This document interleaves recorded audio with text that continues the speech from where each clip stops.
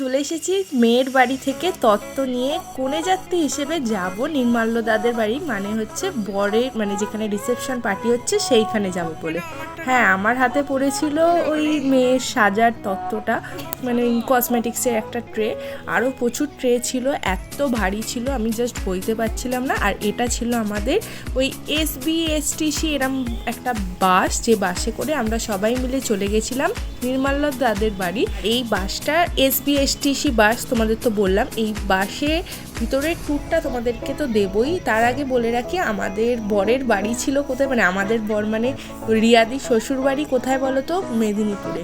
সেই মেদিনীপুরে যাওয়ার জন্য এই বাসটা করেছিল বাসু জেঠু। তো সবাই মিলে আমরা রেডি, আর বাসটা বিশাল বড় ছিল। আর ডান দিকে দেখতে পাচ্ছ মা, আর বাঁ দিকে দেখতে পাচ্ছ পিসিমণিরা ছিল, দাদু ছিল, আরও সবাই ছিল। দেন বাসটা মায়ের নাম নিয়ে ছেড়েই দিল।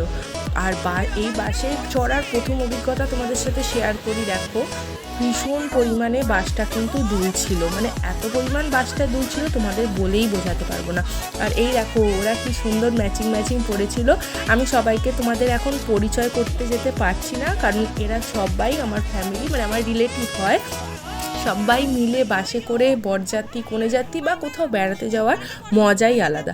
এটা ছিল মেয়ের মাইমা, মানে আমিও মাইমাই বলছিলাম অ্যাজ ইউজুয়াল। এরা সবাই রিলেটিভ ছিল, তো কাউকে পরিচয় করাতে এখন পারছি না। সবাইকে তোমাদের বলে রাখি, বাসটার সিটগুলো ছিল প্রায় প্রচুর, আমি তো গুনে দেখিনি, 60টার ওপর সিট থাকবেই থাকবে। এবং শুধু তাই নয়, বাসের পিছন অবধি গিয়ে আমি ব্লগও করতে পারিনি। দাদু বসেছিল ওই একটা বৌদির পাশে, বৌদি ভীষণ মিশুকে, খুব মজা করেছি আমরা কটা দিন বিয়ে বাড়িতে। এই ব্লগটা যাচ্ছে কিন্তু রিসেপশনের ব্লগ, মানে বিয়ে বাড়ি অনুযায়ী লাস্ট ব্লগ, তবে মিনি ব্লগগুলো একটু লেটেই রান করছে। তোমরা মিনি ব্লগে আরও অনেক কিছু ধামাকা দেখতে পাবে, যেগুলো কিন্তু মেন ব্লগে দেখতে পাচ্ছ না। যাই হোক, ভয়েস ওভারটা নয় পরেই দেবো, তোমরা ব্লগটা দেখে এনজয় করো। আর হ্যাঁ, আমার দাদার ইয়োটা একবার দেখে নাও। এবার কর। একজনে ছবি আঁকে এক মনে, আরেকজনে বসে বসে রং মাখে।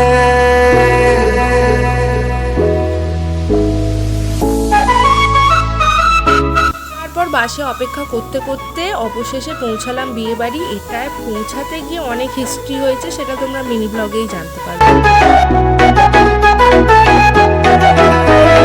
সেই ছবিখান নষ্ট করে কোনজনা, সেই ছবিখান নষ্ট করে কোনজনা। তোমার ঘরে বসত করে কয়জনা, মনে জানো না? তোমার ঘরে বসত করে কয়জনা, তোমার ঘরে বসত মনে জানো না? তোমার ঘরে বসত করে কয়জনা, মনে। ওদের রিসেপশনে যে ব্যাঙ্কোয়েটটায় হচ্ছিল মারাত্মক সুন্দর ছিল। আর এই তত্ত্বগুলো মেয়ের বাড়ি থেকে সমস্ত আমি দেখলে ওর মধ্যে একটা বই এনেছিলাম। আর এই দেখো আমাদের ব্রাইড অ্যান্ড গ্রুম, মানে রিসেপশনে কি ভালো লাগছিল ওদের দুজনকে বলে বোঝানোর নেই। আর আমার ফেভারিট কালার ব্লু কালার, আমি জানতাম রিয়াদি ব্লু কালার পরবে, তাই আমি অধীর আগ্রহে অপেক্ষা করছিলাম কখন রিয়াদিকে ব্লু সাজে দেখব। যাই হোক, তারপর পৌঁছে গেলাম। আর ওদের এই রিসেপশনের এখানে সবচেয়ে বেস্ট লেগেছিল আমার হচ্ছে এই স্টলটা, মানে এটা ছিল একটা পানের স্টল। শুধু পান নয়, এখানে আরও কী খাওয়ানো হচ্ছিলো জানো? পায়ের পান তো ছিলই, যেটা আমি কোনোদিনও ট্রাই করিনি। তোমরা এই ব্লগটা দেখে এনজয় করো, তাহলেই জানতে পারবে।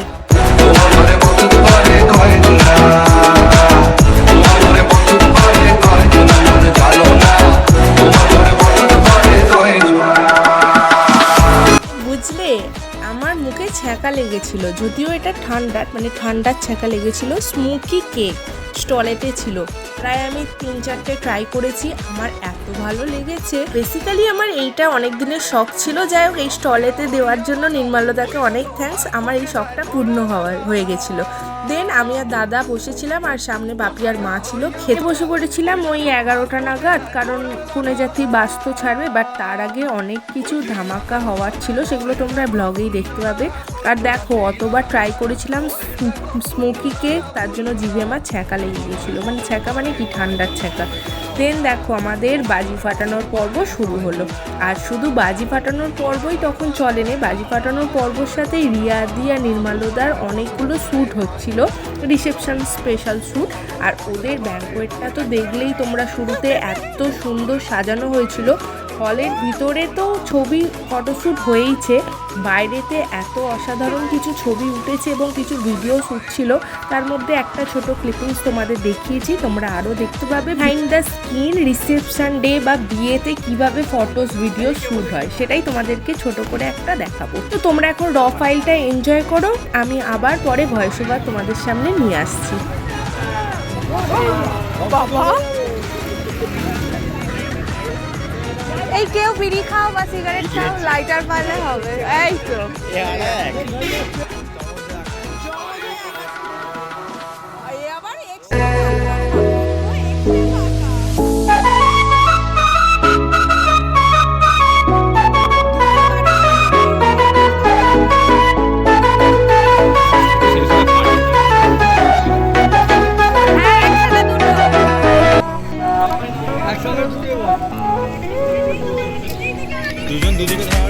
লেগে গেছে আগুন।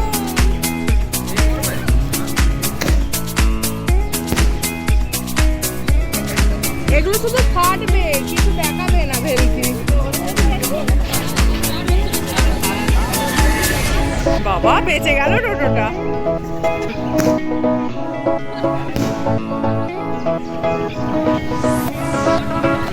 গাড়ি আসছে, গাড়ি উড়ে যাবে, সাবধানে।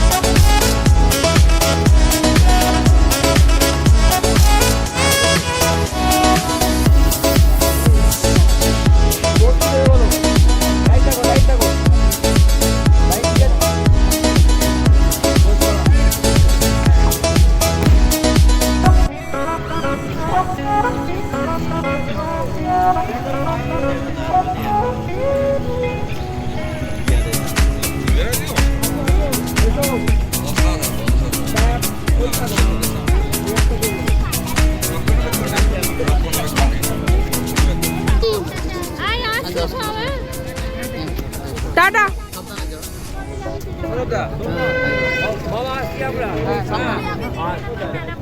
টাটা। ওর রাত তো বেশ অনেকটাই গড়িয়ে গেল, তাই রিয়াদি নির্মাল্যদাকে বাই জানালাম আমরা। আর দেখো দাদু ওদেরকে কী সব বলছিল, সেটা আমি আর তোমাদেরকে ভয়েসটা শোনালাম না। তবে বলতে পারি এই 3টে দিন আমাদের আইবুড়ো ভাতে আসার কথা ছিল, মেহেন্দিতেও খুব ভালো ভ্লগ হতো, বাট সেগুলো আর পারিনি আমি, মানে সমস্ত কাজকে ঠিকঠাক করে ম্যানেজ করে, আমার ক্লাসে যাওয়ার থাকে, বাপির অফিস, সমস্ত কিছু ম্যানেজ করে আর আইবুড়ো ভাতে আসা পসিবল হয়ে ওঠেনি। তো যাই হোক, এসেছি 3 দিন, খুব মজা করেছি, কি বলবো, মানে খুব খুব ভালো কাটলো। নেক্সট ধামাকা ব্লগ তোমরা দেখতে পাবে, তোমরা একটুখানি সঙ্গে থাকো চ্যানেলে। আর গয়নার ব্লগগুলো না একটু লেটেই রান করছে, আমি সমস্ত কিছু ম্যানেজ করে গয়নার ভিডিও তোমাদের কাছে খুব শীঘ্রই আনবো। আর বাসে ফেরার সময় 1-1:30 নাগাদ আমার চোখটা একটু গেছিলো, তারপরে অবশেষে ঘুম ভাঙিয়ে নেমে পড়লাম, পিসির বাড়িতে রাত্রি স্টে করলাম, দেন পরের দিন বাড়ি। ওকে চলো, নেক্সট ব্লগে দেখা হচ্ছে, সবাই ভালো থেকো, সুস্থ থেকো, ওকে টাটা।